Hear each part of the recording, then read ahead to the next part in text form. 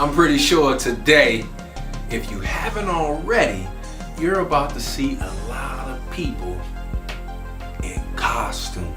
I mean, wearing masks and all kind of makeup. It got me to thinking because recently somebody asked me, how do you tap into your authenticity versus your representative? Well, it's the build, and it's time to build minds with minds like mine. Welcome to W.I.L.L Wednesdays. It doesn't have anything to do with the day of the week, but it has everything to do with what you think, feel, and speak. It has to do with your ability to win each day. Now, one thing is for certain. Self-awareness is the cornerstone of authenticity. Now, like I said, today, you probably see a lot of people in costumes and makeup and all kind of crazy things. But let's be honest, we probably see these people every day. Just their costume might be a little bit more elaborate today for some strange reason. Now listen, I want to share with you 5 things today to help you tap into your authentic self. The reason why these things are so critical when it comes to tapping into our authentic self is because it hinges on how genuine we are with ourselves, as well as how genuine we are with others that we come in contact with. Now let's be honest. Some of you right now watching this video or listening to this audio at some point in time have put on some makeup and dressed up in a certain way to play a part. But that part that you were playing, it wasn't the true you. And there's no way in this world you're gonna truly fulfill yourself and others around you if you aren't being authentically you. Now listen, the 5 things to help you tap into your authentic self. Number 1, you must redefine your values. And what I mean by that is understand that this thing called life is a journey, as well as getting to know the true you and continuing to be authentic. Because you're gonna constantly be changing, you're gonna constantly be growing. Now that's if you're really trying to do this thing right. We must always be looking for that next level because people say, hey, if you aren't growing, then you're dying. So you constantly have to be evolving. But it's very critical before you can become the true you have to redefine your values and understand, okay, hey, I'm gonna stand here. Oh, you know what? I'm gonna choose to kind of fall back in this situation, but guaranteed you will get a lot more out of life because now you're responding to those things that resonate at your core. Number 2, you gotta foster an open mind. I'm a big believer that there's 3 sides to every story. There's his side, her side, and then the side that nobody is talking about.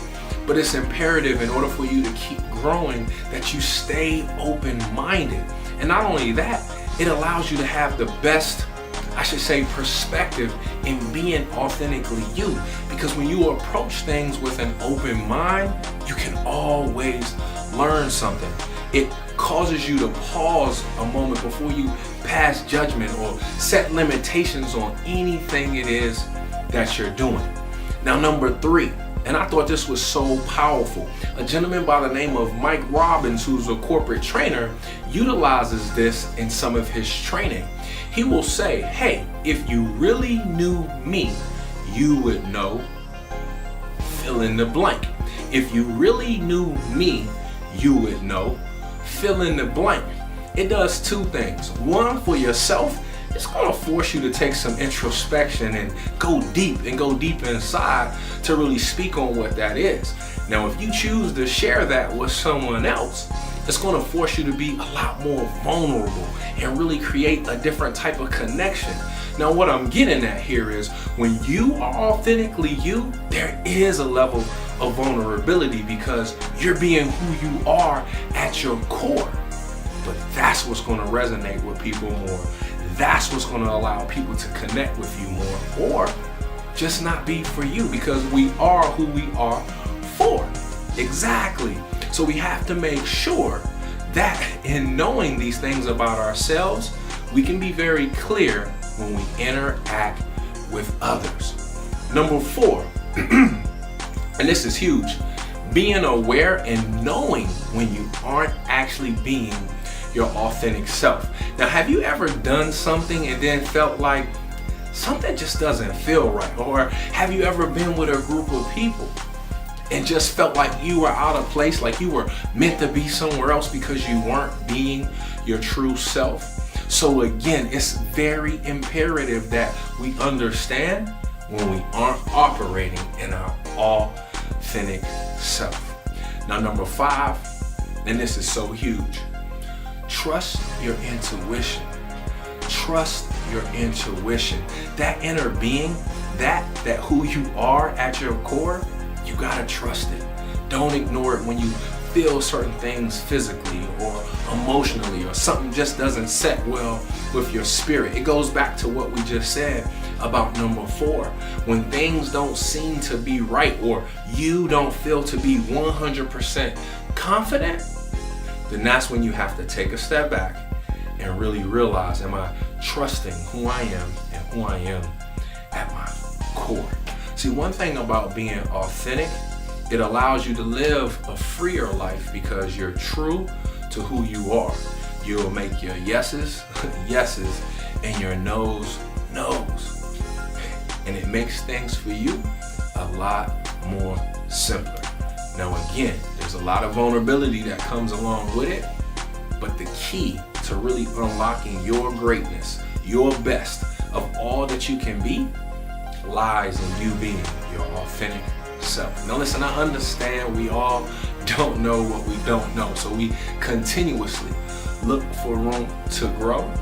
As we said at the outset, beyond today, we're gonna come across a lot of people dressed up and fitted with some real nice costumes.